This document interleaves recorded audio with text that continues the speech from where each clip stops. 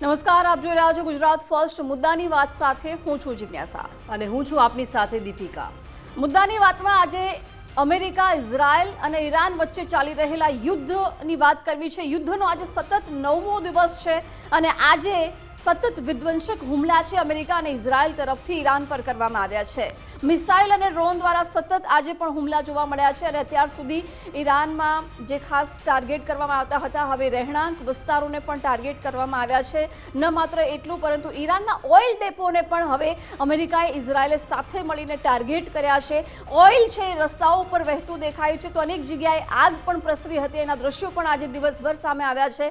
ન માત્ર એટલું, પરંતુ વીજ પુરવઠો જે મળે છે, જે પાણી પુરવઠો મળે છે, એના જે મુખ્ય સ્ત્રોતો હોય છે ત્યાં ટાર્ગેટ કરવામાં આવી રહ્યું છે। એટલે કે ઈરાનને હવે સીધી રીતે કેવી રીતે જમીની સ્તર પર નુકસાન પહોંચાડી શકાય, એ જ ઉદ્દેશ્ય સાથે અમેરિકા અને ઇઝરાયલ દ્વારા સતત હુમલા કરવામાં આવી રહ્યા છે। જો કે ઈરાન પણ પોતાની વાત પર અડગ છે। સુપ્રીમ લીડરની પસંદગી થઈ ગઈ છે, પરંતુ સત્તાવાર રીતે નામની જાહેરાત હજુ સુધી ઈરાને નથી કરી। જેમ મોજદુબા ખામેનીનું નામ છે એ લગભગ ક્લિયર માનવામાં આવી રહ્યું છે કે આયાતુલ્લા ખામેનીના પુત્ર જ આ દેશની કમાન સંભાળશે, પરંતુ જે પ્રકારે આજે તમામ એક્સપર્ટ્સની બેઠક પછી ઈરાન તરફથી એવું કહેવામાં આવ્યું છે કે સુપ્રીમ લીડરની હવે પસંદગી કરી લીધી છે અને ટૂંક સમયમાં અમે નામ જાહેર કરીશું। અમેરિકા તરફથી પણ સ્પષ્ટ કરી દેવામાં આવ્યું છે કે ત્યાં કોઈ પણ સુપ્રીમ લીડર આ ગાદી પર બેસે છે તો એ અમારા સીધા ટાર્ગેટ પર હશે। હવે આ યુદ્ધ જ્યારે ચરમસીમાએ પહોંચ્યું છે, ઇઝરાયલ તરફથી સતત હુમલા લેબનોન પર કરવામાં આવી રહ્યા છે, બેરૂત પર કરવામાં આવી રહ્યા છે। લેબનોન પર અસર થઈ છે કે અત્યાર સુધી હજારો લોકોએ સ્થળાંતર કરવાની ફરજ પડી છે અને સતત અમેરિકા અને ઇઝરાયલ દ્વારા આ હુમલાઓ ચાલુ છે। અને ઈરાન તરફથી એક આજે મહત્વપૂર્ણ સ્ટેટમેન્ટ એ આવ્યું કે અમે યુદ્ધ હારવાના નથી, અમે 6 મહિના હજુ પણ આ જ રીતે મજબૂતાઈથી લડી શકીએ એ પ્રકારની ક્ષમતા ધરાવીએ છીએ। બીજી તરફથી ચીનનું આજે એક મહત્વપૂર્ણ સ્ટેટમેન્ટ એ આવ્યું છે કે આ યુદ્ધ વિરામ થવું જોઈએ અને તાત્કાલિક આ યુદ્ધને રોકાવવું જોઈએ, કારણ કે વૈશ્વિક અસરો આની થઈ રહી છે। રશિયા તરફથી પણ સ્ટેટમેન્ટ આપવામાં આવ્યું છે। એટલે કે અલગ અલગ દેશો છે હવે સામે આવી રહ્યા છે અને સ્ટેટમેન્ટ આપી રહ્યા છે કે આ યુદ્ધ વિરામ અહીં થવું જોઈએ, કારણ કે નાગરિકોને સીધી રીતે આની અસર થઈ રહી છે અને નિર્દોષ લોકો છે આમાં ભોગ લેવાઈ રહ્યા છે। દીપિકા જી બિલકુલ, એટલે કે અમેરિકા, ઇઝરાયલ અને ઈરાન યુદ્ધનો આજે સતત 9મો દિવસ છે। શરૂઆતના દોરમાં લાગતું હતું કે આ યુદ્ધ 1-2 દિવસ કે અઠવાડિયામાં ખતમ થઈ જશે, પરંતુ હવે આ 9મો દિવસ છે। ઇઝરાયલ ઈરાન પર વિધ્વંસ હુમલો કર્યો છે। ઇઝરાયલે ઓપરેશન રોરિંગ લાયન હેઠળ વ્યાપક હુમલો કર્યો છે। મહત્વનું છે કે ઇઝરાયલે ઈરાનમાં તેલ ભંડાર અને રિફાઇનરી સુવિધાઓ સાથે સંકળાયેલા સ્થળો પર પણ હવાઈ હુમલા શરૂ કરી દીધા છે અને એક રિપોર્ટ્સ અનુસાર ઈરાનના 30 ફ્યુઅલ ટેન્ક અને 3 તેલ ડેપોને પણ નિશાન બનાવવામાં આવ્યા છે અને તે જ સમયે ઈરાને વળતો પ્રહાર કરતા 5 દેશો પર હુમલા કર્યા। આમાં ઇઝરાયલ ઉપરાંત કુવૈત, સાઉદી અરેબિયા, બહેરીન અને સંયુક્ત આરબ અમીરાતનો પણ સમાવેશ થાય છે, ત્યાં પણ હુમલા કરવામાં આવ્યા છે અને ઈરાનની ઇસ્લામિક રિવોલ્યુશનરી ગાર્ડ કોર્પ્સે પણ કહ્યું છે અને દાવો પણ કર્યો છે કે અમેરિકા અને ઇઝરાયલ સામે 6 મહિના સુધી યુદ્ધ લડવા માટે સક્ષમ છે। એટલે કે ઈરાન પણ લડી રહ્યું છે, ઇઝરાયલ અને અમેરિકા પણ સંયુક્ત રીતે લડી રહ્યું છે અને હવે આખી આ યુદ્ધમાં જિજ્ઞાસા શું હવે આગળ પરિણામો આવી શકે, કેમ કે આ યુદ્ધ વ્યાપક ભીષણ બનતું જઈ રહ્યું છે અને વૈશ્વિક હાહાકાર પણ જોવા મળી રહ્યો છે અને શરૂઆતી દોરમાં ઈરાને કોઈ સપોર્ટ માટે નહોતા આવ્યા, ઈરાન એકલા હાથે લડી રહ્યું હતું, પરંતુ હવે ક્યાંક ને ક્યાંક રશિયાએ પણ ઈરાનને સપોર્ટનું ક્યાંક ને ક્યાંક ગુપ્તચર રીતે માહિતી પહોંચાડી રહ્યું છે, તેવી પણ અપડેટ્સ મળી છે જિજ્ઞાસા। બિલકુલ, એટલે ઈરાન અત્યારે મજબૂતાઈથી લડી રહ્યું છે, પરંતુ ચીન કે રશિયા ખુલીને સામે નથી આવ્યા। જેમ કે ખાડી દેશો છે બધા જ ઇઝરાયલ અમેરિકાના સપોર્ટમાં છે, આ પાડોશી દેશો છે સીધી રીતે મેદાનમાં નથી, પરંતુ એ સ્વાભાવિક અમેરિકા અને ઇઝરાયલ જેવી મહાસત્તાઓને સાથ આપશે। પરંતુ ચીન કે રશિયા આ બંને દેશો તરફથી સીધી રીતે ઈરાનને હજુ સુધી કોઈ સપોર્ટ આપવાની, સાથ આપવાની વાત નથી થઈ, પરંતુ રશિયા અમારી સાથે છે એવું ઈરાન તરફથી ગઈકાલે સ્ટેટમેન્ટ આવ્યું હતું। પરંતુ ચીનના વિદેશ મંત્રી તરફથી તો આજે એમ કહી દેવામાં આવ્યું છે કે આ યુદ્ધ વિરામ અહીં થવું જોઈએ, કારણ કે ખૂબ મોટી ગંભીર વૈશ્વિક અસરો આ યુદ્ધને કારણે પહોંચી રહી છે।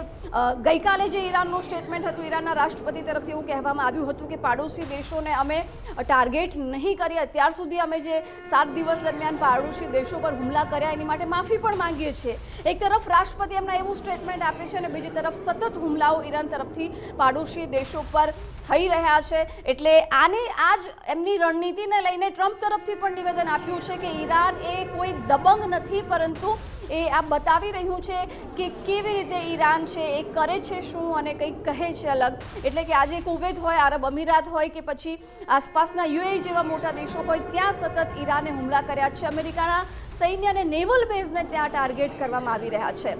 ભારતીય લોકોની વાત કરીએ તો ખાડી દેશોમાં વસતા લગભગ 50,000થી વધારે ભારતીયોએ અત્યાર સુધી એ દેશો છોડી દીધા છે અને વતન પરત ફર્યા છે.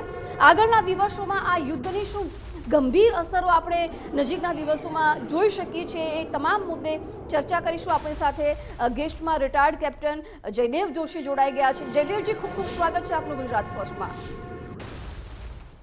અને ખાસ જયદેવજી, આજે અમેરિકા ઇઝરાયલ તરફથી ઈરાન પર પ્રહાર કરવામાં આવ્યા. 200થી વધારે અલગ અલગ ઠેકાણાઓ પર પ્રહાર, ખાસ ઓઇલ ડેપો અને જે પાણી પુરવઠાના સ્ત્રોત પર જે પ્રકારે હુમલો કરાયો છે, ઈરાનમાં જે ભયાનક અસર જોવા મળી છે, શું લાગી રહ્યું છે?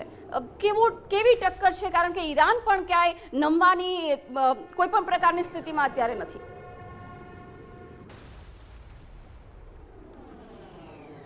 જી, ચોક્કસપણે. અને ગઈકાલે આપણે જે આપણી ચેનલ પર જ ચર્ચા કરતા હતા અને ગઈકાલના દિવસની આપણી ચર્ચામાં એ અંદેશો પણ આપણે સેવ્યો હતો કે ગઈકાલની રાત અમેરિકા એકદમ ખૂબ આકરો ક્રૂર અટેક કરશે અને ભીષણ રહેશે ગઈકાલની રાત ઈરાન માટે.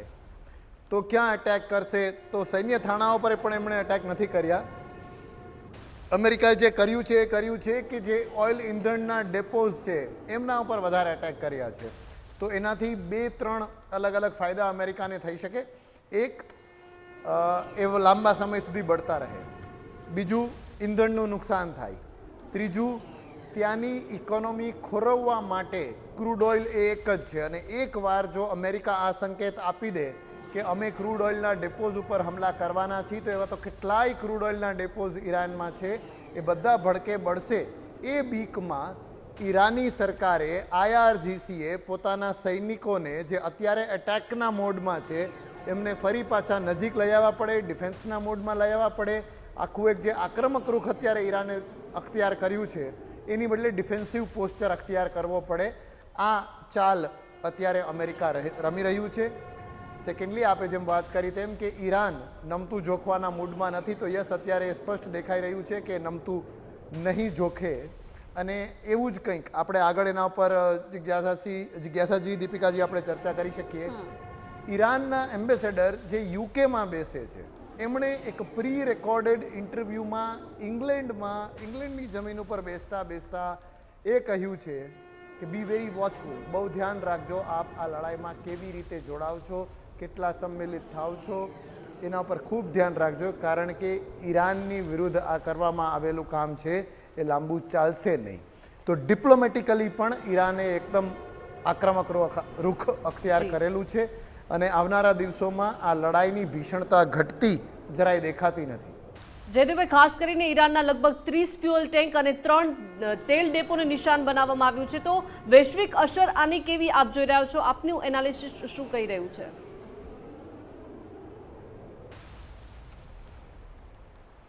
જેટલી વધારે ને વધારે ઓઇલ ડેપોઝ ઉપર અટેક કરવામાં આવશે એટલું વધારે સ્પેક્યુલેટિવ ટ્રેડિંગના કારણે અને સ્પેક્યુલેશનના કારણે ક્રૂડ ઓઇલના ભાવ વધશે. આ સ્થિતિનો ફાયદો કેટલાય ગલ્ફ કન્ટ્રીઝ પણ લેશે. ક્રૂડ ઓઇલના ભાવ વધવાથી સીધો પ્રતિ બેરલનો ભાવ હોય છે અને પ્રતિ બેરલ અમુક ડોલર પણ જો ભાવમાં ઉછાળો થાય તો એમની ઇકોનોમીને બહુ મોટું બૂસ્ટ મળતું હોય છે. એ ફાયદો ચોક્કસપણે ગલ્ફ કન્ટ્રીઝ ઉપાડશે. સેકન્ડલી, એવા કન્ટ્રીઝ કે જે લોકો બીજી જ રીતે ઓઇલ નિર્યાત કરે છે, જેમાં રશિયા પણ આવી જાય, અમેરિકા, વેનેઝુએલા થકી આવી જાય અને બીજા કન્ટ્રીઝ આવી જાય, આ લોકો એવા ડિપ્લોમેટિક ગઠજોડ કરવાનો પ્રયત્ન કરશે જો આ પ્રકારના અટેક થતા રહે તો, કે અમે કન્ટિન્યુઅસ ક્રૂડ ઓઇલ સપ્લાય કરશું, કદાચ ઓછા ભાવે કરશું અથવા પ્રીમિયમ ભાવે પણ, જો એવી પ્રકારનો સ્વાર્થ અને એ પ્રકારનું સિદ્ધ થતું હોય તો, અને તો અમારી પાસેથી આપ ખરીદો. અને એના અસરો ઓલરેડી દેખાઈ રહી છે. શું થશે એ તો યસ, ચોક્કસપણે કંઈક થશે, પણ ઓલરેડી થઈ રહ્યું છે. અમેરિકાએ હવે આના ઉપર બહુ અલગ પ્રશ્ન થઈ શકે, ભારતની સ્વાયત્તતા ઉપર આપણે વાત કરી શકીએ, આપણી નિર્ણાયક શક્તિ ઉપર વાત કરી શકીએ, પણ અમેરિકા એવું જાહેર કરે કે 1 મહિના સુધી ભારત હવે રશિયા પાસેથી ઓઇલ ખરીદી શકશે, તો આ તેલ ડેપોના ઉપર થયેલા અટાક પહેલાંના 3 દિવસની વાત છે. તો આપ વેલ ઇમેજિન કરો કે કેવું થશે આવનારા દિવસોમાં જો આ સ્થિતિ ચાલુ રહેશે તો. પણ જયદેવજી, આજે ઈરાન તરફથી એક સ્ટેટમેન્ટ આવ્યું કે અમે અમારા સુપ્રીમ લીડરની પસંદગી કરી લીધી છે, સત્તાવાર રીતે નામ અમે પછીથી જાહેર કરશું, એટલે કદાચ આગામી 24 કલાકમાં સત્તાવાર રીતે નામ જાહેર કરે. તો શું એ મોજતુબા ખામીની જ હશે કે કોઈ સરપ્રાઇઝ નામ પણ હોઈ શકે છે? કેમ કે મોજતુબા ખામીની જો સુપ્રીમ લીડર બને છે તો અમેરિકા ઇઝરાયલે કહી દીધું છે કે એ અમારા સીધા નિશાના પર હશે, જેમ આયતુલ્લા ખામેનેઈ હતા.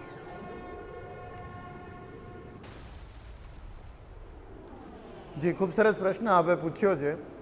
ખામેનીના ઉત્તરાધિકારી તરીકે 5 કે 6 નામ શરૂઆતના દિવસોમાં રેસમાં હતા. એમાં બીજા નંબરે મોજતુબા ખામેનીનું નામ ચાલતું હતું. એ ખામેનીના બીજા નંબરના પુત્ર છે. ઘણી બધી વખત એ પોતાના અલગ રૂખના કારણે બહુ જ પસંદ કરવામાં નથી આવતા, અને ત્યાં આ જે હોદ્દો છે એ જે કમિટી, એક જે સિલેક્શન એક્સપર્ટ્સ એ લોકો જે કહે છે એમની રીતે એ સિલેક્ટ કરે છે. તો આપણને ખબર નથી કે મોજતુબા ખામેનીનું ઇન્ટરનલ સ્વીકાર્ય હોવું એ પણ કેટલું મજબૂત છે. એ આવનારા દિવસોમાં ખ્યાલ આવશે. ક્યારે જાહેરાત થઈ શકે? આવનારા 24 કલાકથી માંડીને કદાચ હું એમ કહીશ કે અમુક દિવસો પણ લાગે, કારણ કે એમણે 2-3 નામો રડારમાં રાખ્યા હશે એવું હું માનું છું. ભલે જાહેરાત એવી કરી છે કે અમે નામ નક્કી કરી લીધું છે, પણ આ જે પાવર ગેમ ત્યાં રમાઈ રહી છે, જે કંઈ પણ થઈ રહ્યું છે તેને ધ્યાનમાં રાખીને 2-3 નામ નક્કી રાખવામાં આવ્યા હશે.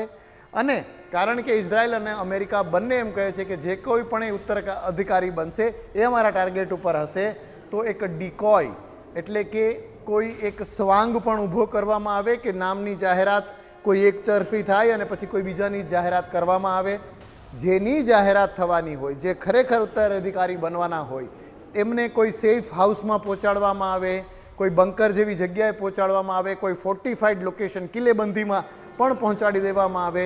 પહેલાં આ બધું લોજિસ્ટિક સેટ કરી લેવામાં આવે અને પછી નામ જાહેર થાય એવું થાય. પણ ચોક્કસપણે અમેરિકા જે હેડલાઇન ગ્રેબિંગ પસંદ કરે છે કે મોટી ન્યૂઝપેપર્સમાં, વેબસાઇટમાં, સમાચાર ચેનલોમાં હેડલાઇન બને, એ હેડલાઇન સીકિંગ ટ્રમ્પ ચોક્કસપણે બાકીનું બધું ભૂલીને બ્લડ થર્સ્ટી થઈને આ જે કોઈ પણ ઉત્તરાધિકારી હશે એની જાનની પાછળ લાગી જશે, એ પાકું. બિલકુલ. અને જયદેવજી, ઈરાનમાં ભયાનક વ્યાપકપણે અત્યારે નુકસાન થઈ રહ્યું છે, કારણ કે રોજ અલગ અલગ વિડીયોઝ ત્યાંથી આપણે જોઈ રહ્યા છીએ કે હજારો લોકોના મોતનો આંકડો સતત વધી રહ્યો છે. સાથે જ ખાસ તો ઇન્ફ્રાસ્ટ્રક્ચરને ખૂબ મોટું નુકસાન થઈ રહ્યું છે, સશસ્ત્ર દળો, શસ્ત્ર હથિયારોને પણ ખૂબ વ્યાપક નુકસાન થઈ રહ્યું છે. તેમ છતાં ઈરાનનું એક સ્ટેટમેન્ટ કે અમે 6 મહિના યુદ્ધ લડી શકીએ એવી અમારી તૈયારી છે. તો ખરેખર આપણે એ સ્થિતિને જોઈ શકીએ છીએ કે 6 મહિના આ યુદ્ધ ચાલે?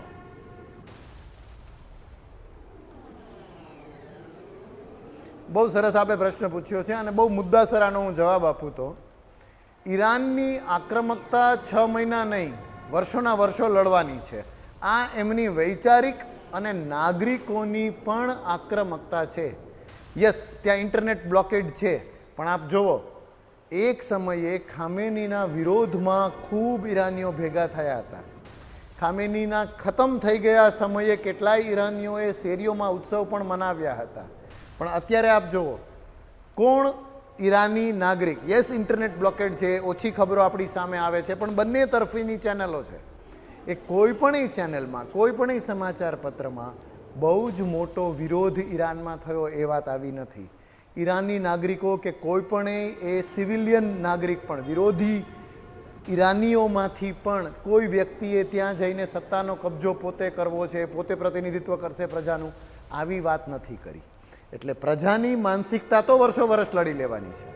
ત્યાંની લીડરશિપ, જે સ્પિરિચ્યુઅલ લીડરશિપ, જે આ ખામેની અને એના ઉત્તરાધિકારી, અને જે બ્યુરોક્રેટિક અથવા એક્ઝિક્યુશનરી કહો, પ્રેસિડેન્ટ, પ્રાઇમ મિનિસ્ટર, મિનિસ્ટરો, એમની તૈયારી પણ લડી લેવાની છે. જે બીજી ત્રીજી વાત આવે એ આવે ત્યાંના સૈન્યની, IRGCની. તો IRGC સૈદ્ધાંતિક રીતે બહુ જ વફાદાર છે. થવો હોત તો અત્યાર સુધીમાં બળવો થઈ ગયો હોત. કે પછી હજી કદાચ એ સ્ટેક્સ એટલા ઊંચા રેઝ નથી થયા એટલે બળવો નથી થયો, પણ હજી સુધી એ લોકો તૈયાર છે, એટલે એમાંથી કંઈ બળવો નથી થવાનો. વાત રહી કેટલો સમય, 6 મહિના કે એ, ઈરાનના એરફોર્સ અને નેવી વિશે આપણે બહુ ઓછું જાણીએ છીએ અને એની કેપેબિલિટી એટલી મજબૂત નથી એ પણ આપણે જાણીએ છીએ. પણ એ વાત જે કદાચ 6 મહિના અથવા વધારે ઈરાનને આ લડાઈ ખરેખર લડતી રહેવી હોય તો પણ એ લડતા રહેવા દેવા માટે સક્ષમ બનાવે છે એ છે એમની મિસાઇલો, એમના ડ્રોન, એમના યુએવી.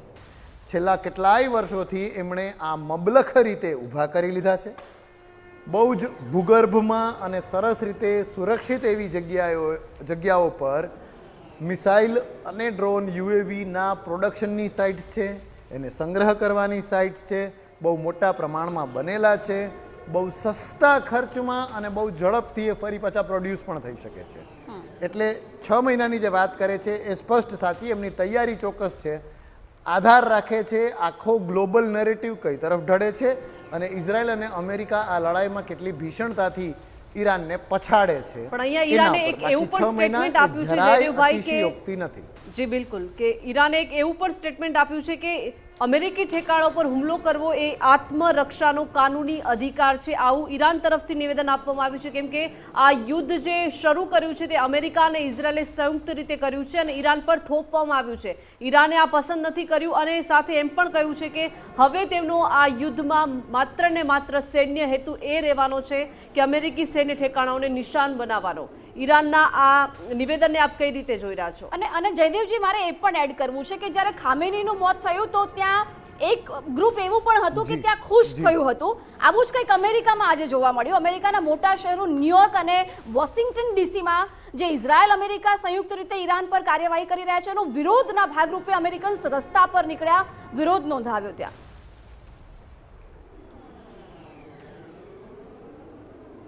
જી, બહુ સરસ. અને આપના બંને પ્રશ્નોનો જવાબ આપવા માટે જે છેલ્લી જે આપે વાત કરી એનાથી હું શરૂઆત કરું તો ઈરાન કંઈ પણ એ નહીં કરે, ઈરાન કંઈ પણ એ સ્ટેટમેન્ટ નહીં આપે. ઈરાન એવું નહીં કહે કે અમે સ્વરક્ષા કરીએ છીએ ને સ્વરક્ષાના ભાગરૂપે અમે અમેરિકી થાણાઓ જ્યાં હોય ત્યાં અટેક કરીએ છીએ, એવું કશું પણ ઈરાન નહીં કરે તો પણ આંતરરાષ્ટ્રીય જે ક્રિમિનલ કોર્ટ કે જે કોર્ટ ઓફ જસ્ટિસ છે ત્યાં અમુક એવા વોર ક્રાઇમ ઓલરેડી ઇઝરાયલ અને અમેરિકા કરી ચૂક્યું છે, જેના આધારે આજે નહીં તો આવતીકાલે કોઈ સ્વાયત્ત સંસ્થા, સંયુક્ત રાષ્ટ્રની કોઈ સંસ્થા આ કામને એક યુદ્ધ ગુના તરીકે ચોક્કસ નોંધશે. વોર ક્રાઇમ સામાન્ય સંજોગોમાં કરાયેલા ક્રાઇમ અલગ છે.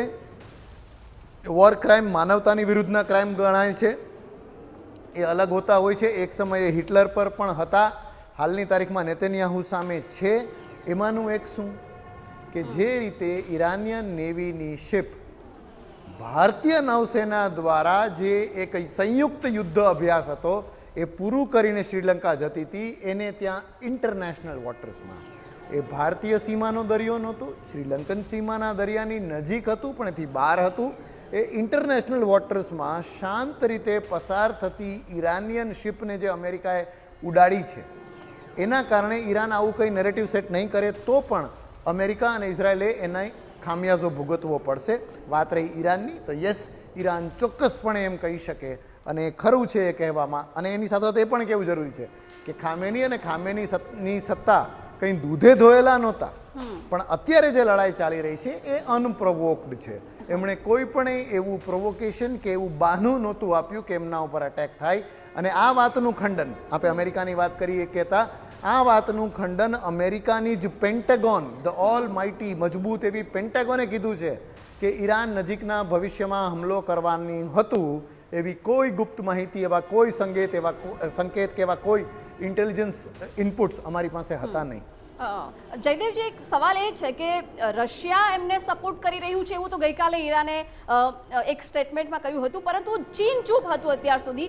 ચીને આજે યુદ્ધ વિરામ કરવામાં આવે અથવા યુદ્ધ પતાવી દેવામાં આવે, અહીં જ રોકી દેવામાં આવે એવી અપીલ કરી ત્રણેય દેશોને, ઈરાન, ઇઝરાયલ, અમેરિકાને, ત્રણેયને, કારણ કે કોઈ માટે સારું નથી.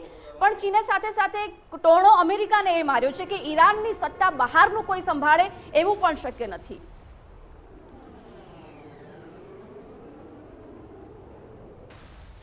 યસ, ડેફિનેટલી એવું કદાચ ક્યારેય પણ શક્ય નહીં બને ને એવું ઈરાન કે કોઈ પણ એ થવા પણ ના દે. પણ અત્યારે કદાચ એવું લાગશે કે આપણે આ વિષય ઉપર વધી ચર્ચા નથી કરી રહ્યા, પણ આ ઇન્ટરનેશનલ ડિપ્લોમસીમાં કશું પણ શક્ય છે, કંઈ પણ એ થઈ શકે છે. અને ગ્લોબલ નેરેટિવ સેટ કરવાના સમયે દરેક રાષ્ટ્ર પોતાનો સ્વાર્થ, અને કદાચ સ્વાર્થ કહેવું પણ ખરાબ કહેવાશે, સ્વહિત, પોતાનું સ્વહિત જોતાં જોતાં જ આ આખા લડાઈના ખપ્પરમાં હુમાશે. રશિયા અને ચીન જે બહુ જ ખંધા એવા રાષ્ટ્ર કહી શકાય, એ લોકો પણ પ્રત્યક્ષ રીતે ઈરાનની સાથે નથી આવતા. એના કારણો આ જ છે. એ સમય અને કેટલી માત્રામાં ઇન્વોલ્વ થવું એની રાહ જોઈ રહ્યા છે.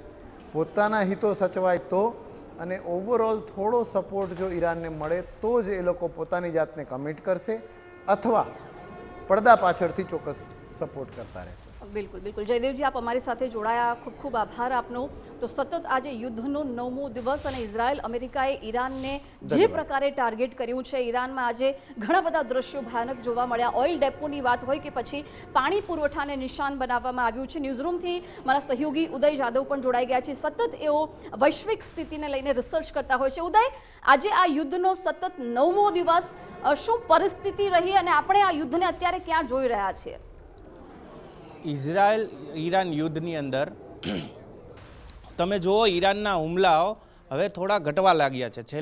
કાલે એક રિપોર્ટ આવ્યો હતો, એમાં એવો દાવો કરવામાં આવ્યો હતો કે 86% હુમલાઓ ઘટી ગયા છે. પરંતુ તેમ છતાં પણ આજે પણ ઈરાને કુવેત ઉપર ને એમ હુમલા કર્યા છે, સાથે સાથે ઇઝરાયલ પર પણ હુમલા કર્યા છે.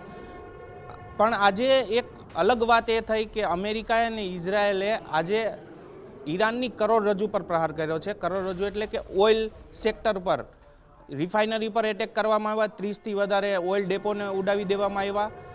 હજી આ યુદ્ધનું હંમેશા એક સ્તર પ્રમાણે ચાલતું હોય. પહેલાં મિલિટરી, નેવલ પોર્ટ એવા ટાર્ગેટ થતા હોય, ત્યારબાદ સરકારી ઇમારતો ટાર્ગેટ થતી હોય છે, સેનાની ઓફિસો ટાર્ગેટ થતી હોય છે, અને ત્યારબાદ આ રીતે આર્થિક ફટકો પહોંચાડવા માટે ઓઇલ રિફાઇનરી અને અન્ય જે વ્યાપારિક સંસ્થાનો હોય છે તેના પર હુમલો થવામાં આવે છે.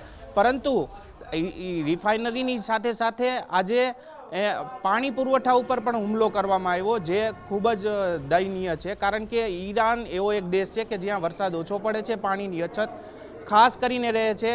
ખાસ કરીને તમે જુઓ ને તો ઈરાનની અંદર જે આ પર્શિયન ગલ્ફ પાસેનો જે દરિયો કિનારો છે, ત્યાંના તમામ વિસ્તારની અંદર પાણીની અછત રહે છે. અને એટલા જ માટે ત્યાંથી લોકો તહેરાન તરફ જવા માટે મજબૂર બને છે.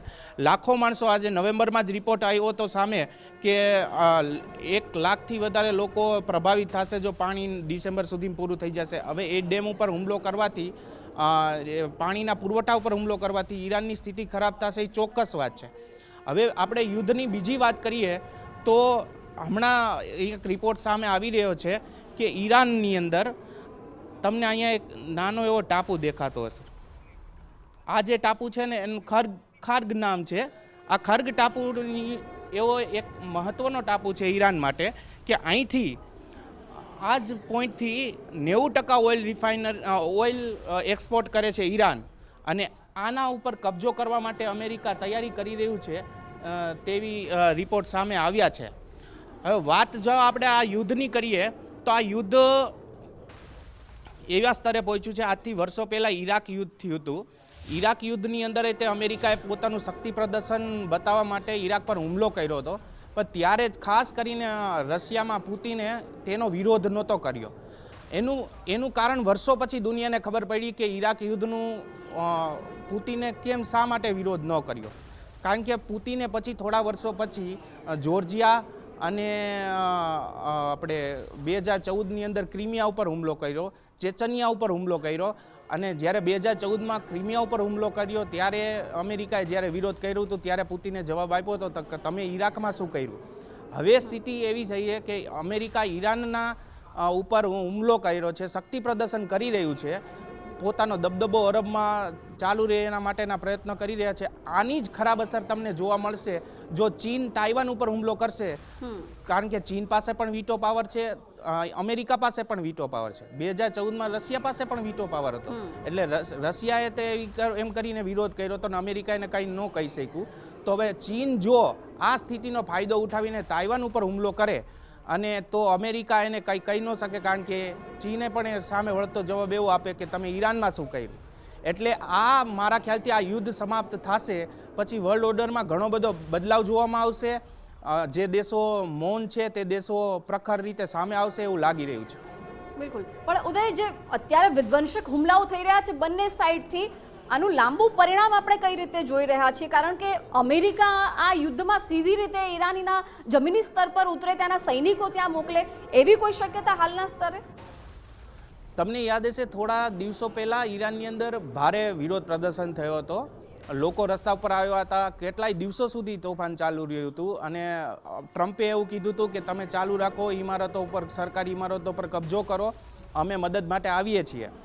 એટલે ઇઝરાયલ અને અમેરિકા ક્યાંક ગફલત ખાઈ ગયું ગણતરીમાં કે ઈરાનની અંદર લોકોનો વિરોધ વધુ છે, સરકાર વિરોધી, અને ખામેનીના શાસનને અંત કરવામાં એ લોકોને એવી ગણતરી હતી કે એક બાજુથી યુદ્ધ ચાલુ થશે, એક બાજુથી ગૃહ યુદ્ધ ફાટી નીકળશે, જેથી કરીને ઈરાનની સત્તાને નિયંત્રણમાં લાવવી બહુ સરળ થઈ જશે. પરંતુ એવું થયું નહીં. ઈરાને પોતાના આંતરિક મામલાને દબાવી દીધો છે. ત્યાં હવે રસ્તા ઉપર એવા તોફાન જોવા નથી મળતા. એટલા જ માટે અમેરિકા બહારથી કોઈને ઘૂસણખોરી કરાવીને આ પ્રદર્શનને વધુ વેગ આપે એટલા માટે કુર્દ સાથે પણ વાતચીત ચાલ્યું એવા રિપોર્ટ સામે આવે છે. પરંતુ હજી નક્કર પરિણામ એવું દેખાતું નથી. મને એવું લાગે છે કે થોડાક ટાઈમ સુધી ઈરાન પોતાના મિસાઇલ સિટીના જોરે, જે 6 મિસાઇલ સિટી જ્યાં જોરે છે ત્યાંથી હુમલા ચાલુ રાખી શકે છે, પણ એક લિમિટ સુધી. પછી અમેરિકાના અને ઇઝરાયલના એ હુમલાથી મિસાઇલ સિટીને જો નુકસાન પહોંચ્યું તો ઈરાન હુમલા કરવાને કગાર નહીં પડે. પરંતુ જો કોઈ બહારનો દેશ ઈરાનની મદદે આવે, જેમ કે ચીન, રશિયા તો આવી શકે એમ નથી, હથિયારની સપ્લાય, ડિફેન્સ, એર ડિફેન્સની વાત નથી કરતો, કોઈ હથિયારની સપ્લાય જો કરવામાં કરે તો આ યુદ્ધ લાંબુ ચાલે. જેમ કે યુક્રેન પાસે હથિયાર ઓછા હતા રશિયાની મુકાબલે, તેમ છતાંય 4 વર્ષ થઈ ગયા યુદ્ધને. જો એ જ રીતે ઈરાનને સતત હથિયાર પૂરા પાડવામાં આવશે તો આ યુદ્ધ વધારે લાંબુ ચાલી શકે તેમ છે. ઉદય, ઈરાનના નવા સુપ્રીમ લીડરની જો આપણે વાત કરીએ, પસંદગી થઈ ગઈ છે, તેમ છતાં જાહેરાત નથી કરવામાં આવી. ઈરાનની શું રણનીતિ હોઈ શકે? કેમ અમેરિકાએ અગાઉ જે ચેતવણી આપી હતી, ધમકી આપી હતી કે ઈરાનના નવા સુપ્રીમ લીડર જે બનશે તેનું નામ, જગ્યા શોધીને તેને ખતમ કરી દેવામાં આવશે, શું એ ધ્યાનમાં રાખીને ઈરાને હવે નામની જાહેરાત નથી કરી એવું લાગી રહ્યું છે? ઇઝરાયલ અને ઈરાનની દુશ્મની વર્ષોથી છે, અને એટલા માટે જ ઈરાને એક સિસ્ટમ બનાવી છે. કોઈ પણ સૈન્ય અધિકારી હોય કે સુપ્રીમ લીડર હોય કે જે મોટા પદ છે, એની 5 વિકલ્પો એ લોકો તૈયાર રાખે છે કે એકની, કારણ કે ઇઝરાયલ એવું કરે છે કે કોઈ એક સત્તા ઉપરથી એને મારી નાખવામાં આવે તો બીજાને એ સત્તા સોંપી દેવામાં આવે છે, તો એ બીજાને એ સત્તાને, જે પણ હોદ્દેદાર આવ્યો હોય એને મારી નાખે છે. આ ઇઝરાયલનો ઇતિહાસ રહ્યો છે. એને ધ્યાનમાં રાખીને ઈરાને બધા જે મેઇન હોદ્દા હોય કે પછી સત્તાના કેન્દ્રો હોય, તમામ માટે વિકલ્પો પહેલેથી જ નક્કી કરી રાખ્યા છે. અત્યારે પણ અયાતુલ્લા ના પદ માટે, જે સુપ્રીમ લીડરના પદ માટે 5 વિકલ્પોના નામ આવ્યા હતા, એમાંથી એકની પસંદગી થઈ ગઈ છે એવા રિપોર્ટ સામે આવ્યા છે. પરંતુ નામ એટલા માટે જાહેર ના કરી શકે કારણ કે એની સુરક્ષાનું એ પણ જોવાનું હોય. કારણ કે જો બીજો જે જાહેર થાય અને ઇઝરાયલ એને મારવામાં સફળ થઈ જાય તો ઈરાનને આબરૂ, એના નામની ઉપર કલંક લાગી શકે છે. એટલા માટે એ સાવચેતીના પગલાં સાથે આગળ વધી રહ્યું છે. બિલકુલ ઉદય, આભાર જાણકારી માટે. તો કદાચ ઈરાને ભલે અત્યારે સુપ્રીમ લીડરના નામની જાહેરાત નથી કરી, પરંતુ આગામી દિવસોમાં ચોક્કસથી કરશે. પસંદગી તો થઈ ગઈ છે, પરંતુ જે પ્રકારે આ યુદ્ધ આગળ વધી રહ્યું છે અને વિધ્વંસક હુમલાઓ વિનાશ ફેરી રહ્યા છે, એ જોતા બંને તરફથી જે સ્ટેટમેન્ટો આપી રહ્યા છે, ઈરાન 6 મહિના યુદ્ધ લડી શકે એ પ્રકારે સક્ષમ હોવાનું, અને અમેરિકા પણ ઈરાન પર જો કોઈ સત્તા સંભાળશે કોઈ પણ હિસાબે નહીં ચલાવી લે એવા મૂડમાં છે. એટલે આગામી દિવસોમાં આના ગંભીર પરિણામો પણ જોવા મળશે, તો એમાં પણ કોઈ નવાઈ નહીં હોય. મુદ્દાની વાતમાં અત્યારે બસ આટલું જ. આપ વધુ સમાચારો માટે જોતા રહો ગુજરાત ફર્સ્ટ. નમસ્કાર.